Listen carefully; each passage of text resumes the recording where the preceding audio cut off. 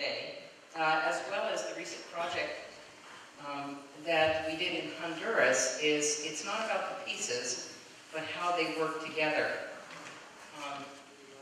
In fact, that theme is not one that I came up with, but it was the girls that were on the project came up with that theme, and I worked around it. So it was quite interesting working with the second gen. I mulled over a lot of different ideas, things that I wanted to share today about the project, about God's work with us generally, and about the extraordinary individuals that were a part of this project and made it a success. And it was difficult to really know where to begin with it. But it says in the Tao Te Ching, a big tree was once a small seed. A 9-story building started with a basket of earth. A journey of 1,000 miles began with one step. And I'm certain that Lao Tzu, that is the author of the Tao Te Ching, if he was into mosaics, he would probably say, and the mosaic starts with one piece. And that one piece is one that I want to speak about. That first piece is intentionality. I want to speak for a moment about intention. Intention is the first piece, and somehow intention is the most important piece in creating anything.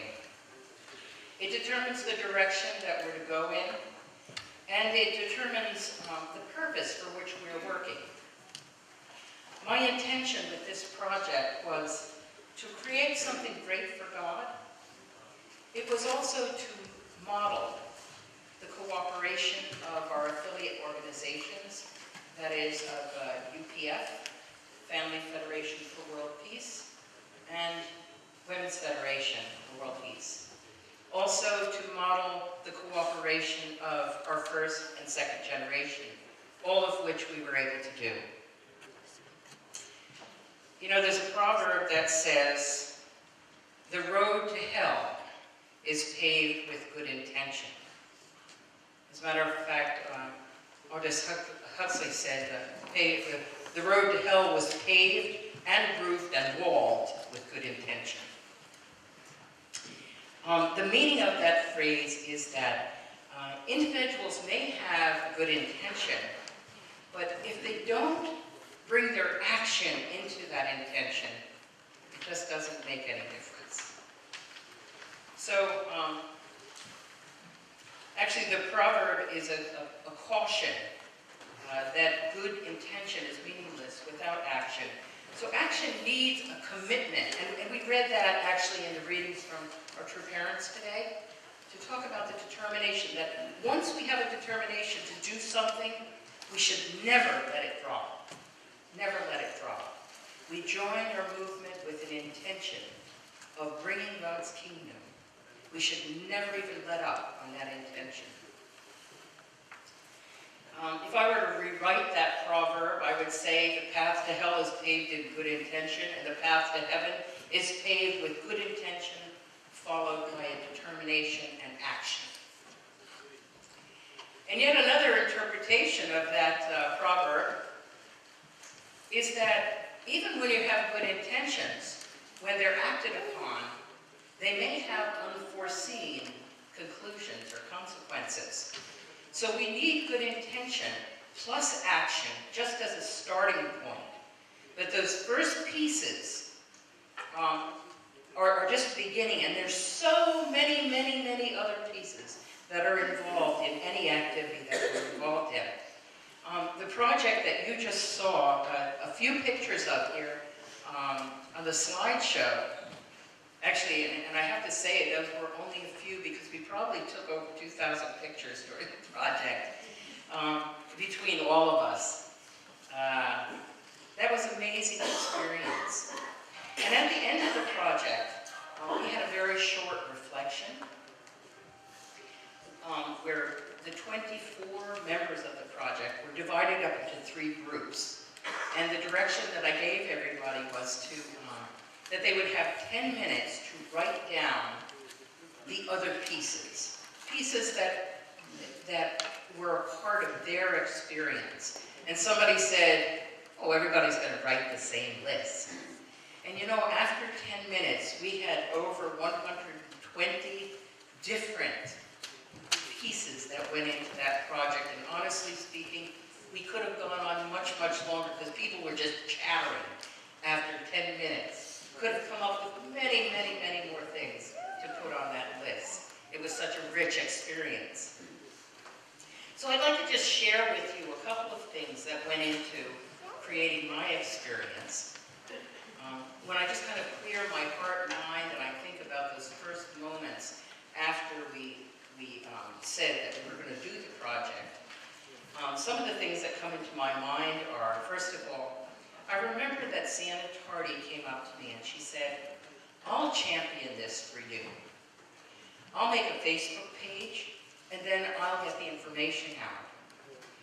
And Sienna did that. She championed this activity, this cause, and even helped organize a fundraiser to help the girls to make money for their project. And honestly speaking, you know, even though Sienna did that, she herself was never able to come up with enough money for the ticket and for the project, and she never even went. But she championed the cause, and she's a very, very, very important part of the project for me. It's a very important piece of the whole project. Also, I think many of you probably bought those cookies that they were selling.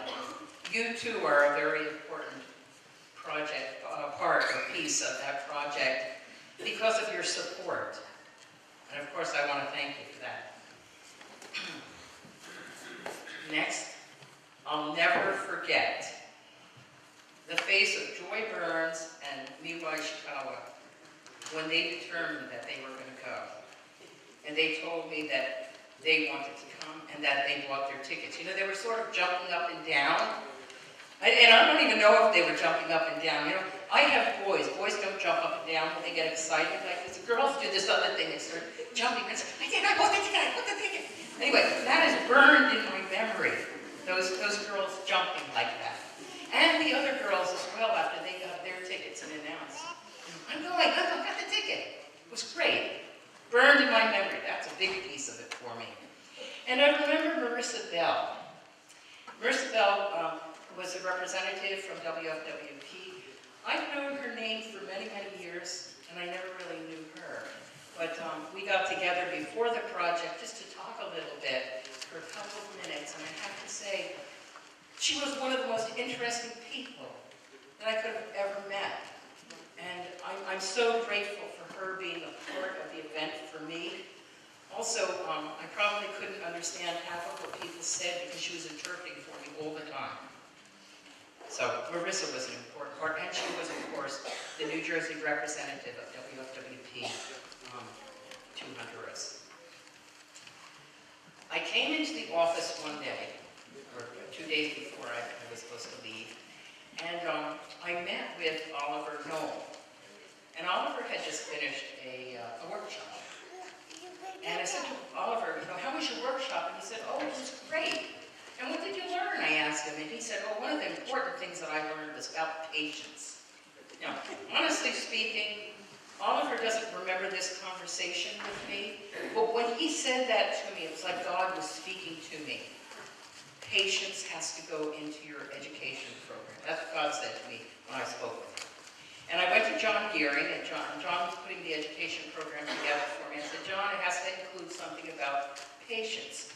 And in fact, he put 2 days in on patience. One that was patience with myself, and one was patience with others. And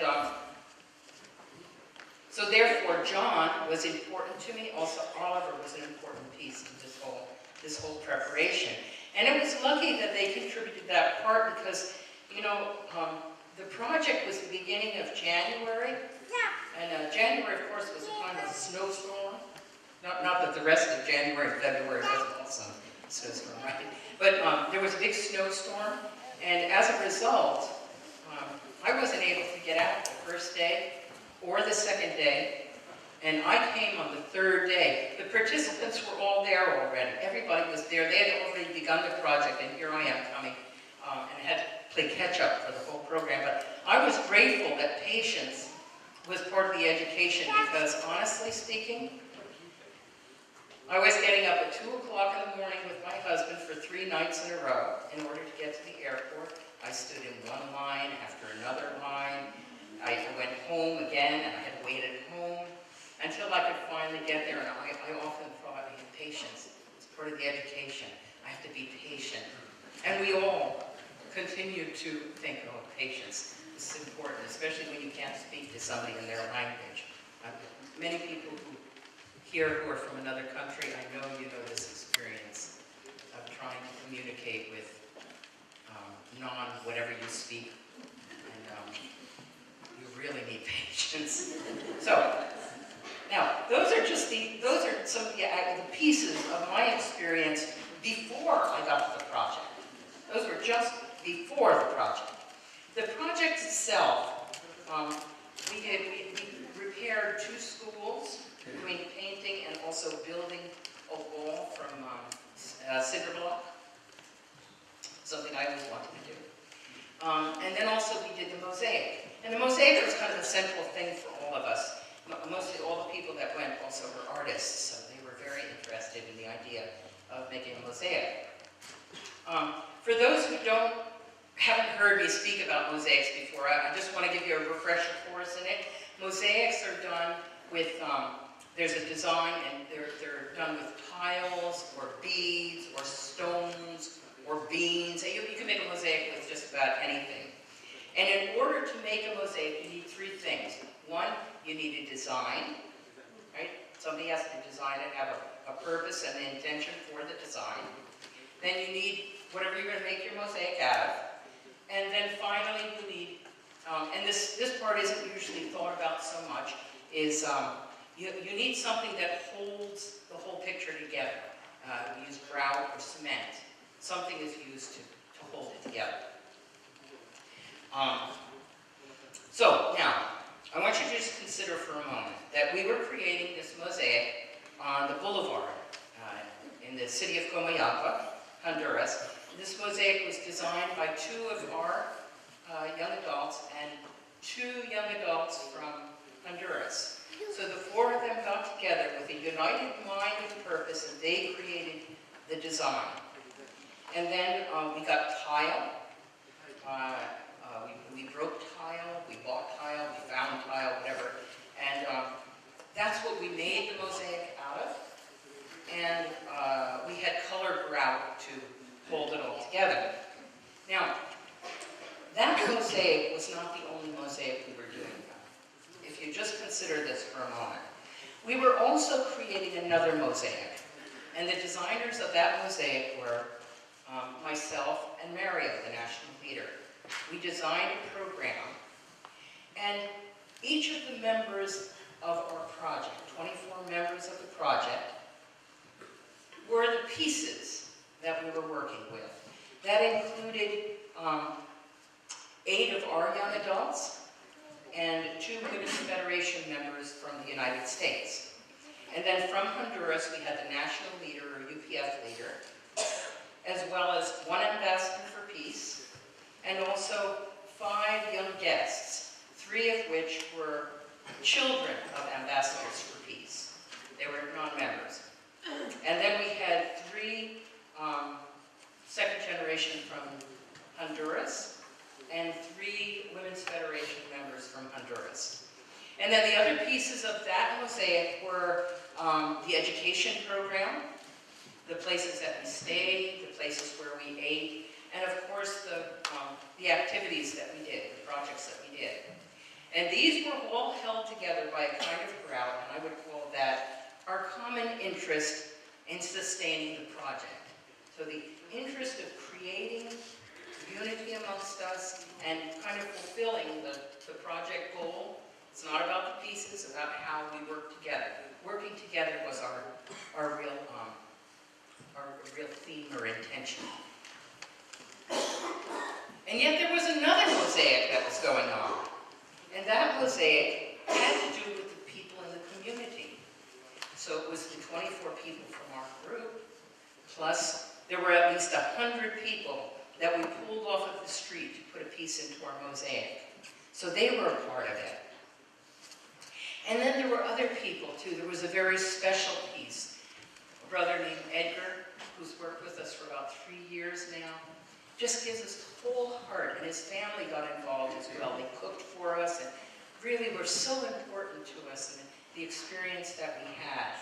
There was a young man named Alejandro, who was the mason, maybe about 24 years old, and he was teaching everybody how to put the blocks up and how to cement and all. Alejandro never expected what he got into. And when he had this experience being with all those young people and all those old people too, he was so moved and so enthralled by the group that he stayed with us till the end of the project and even went to the airport to see everybody off. He was so touched by the experience that he had. Also, at the work site, there was, we use the word chico, chica for children, chiqui for kid, right? Chica, any Spanish here? Chiqui, right? We call them, anyway, they do in Honduras. Chiqui. Chica was the kid, and Chica would do anything. You ask him to lug, to fetch, to carry, to pull. He was so happy to do anything, to be a part of that group. I'll never forget his face when he was invited to be in the group picture in front of the wall. He was grinning ear to ear. He was so happy to be there. Chica was a real important part to us and the experience that we had together. There were also people like the ladies who cook for us every day and their families. Those were important pieces. All of our homestay people who surrounded us with an incredible amount of love. The city workers from the municipality who supported our activities. Our sisters that we were matched to in the bridge ceremony. The dancers who entertained us, and the people from the city who would see our message, this message, written on the mosaic.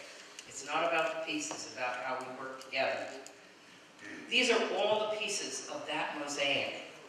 And the mosaic of that grout, or the grout of that mosaic, rather, was really that which held it together was our friendship and our relationship with one another. Those things held us together. So, I woke up the other morning and I was reflecting on the project. I was also thinking about this sermon. I'm asking God, what do you want me to really talk about? And I was thinking about how that project related to the original intention that I understood from the unification, when I joined the unification movement.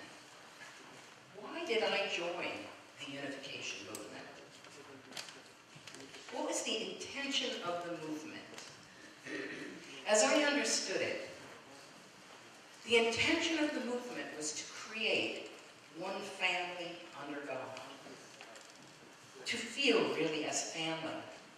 It's the reason why I joined, because I felt that I had tasted the kingdom of heaven, that I had tasted the experience of being one family beyond race and nationality and religion or anything else. A place where people from all over the world could feel like family.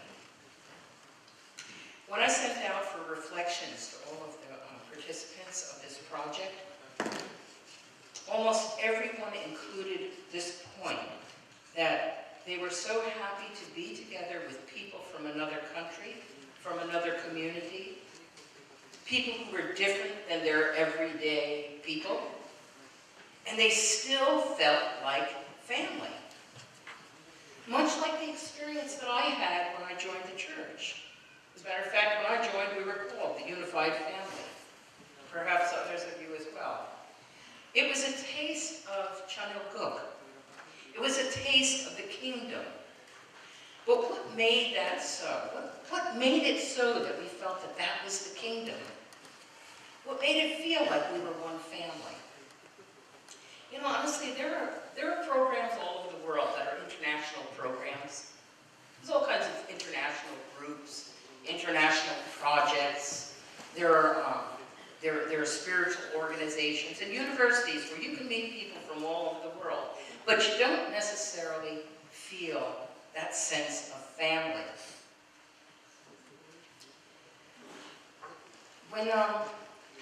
I think that when I think about when I joined the movement, one of the most striking points for me, and perhaps for you also, was when I met, in my case, when I met the brothers, the men in the family, in the church.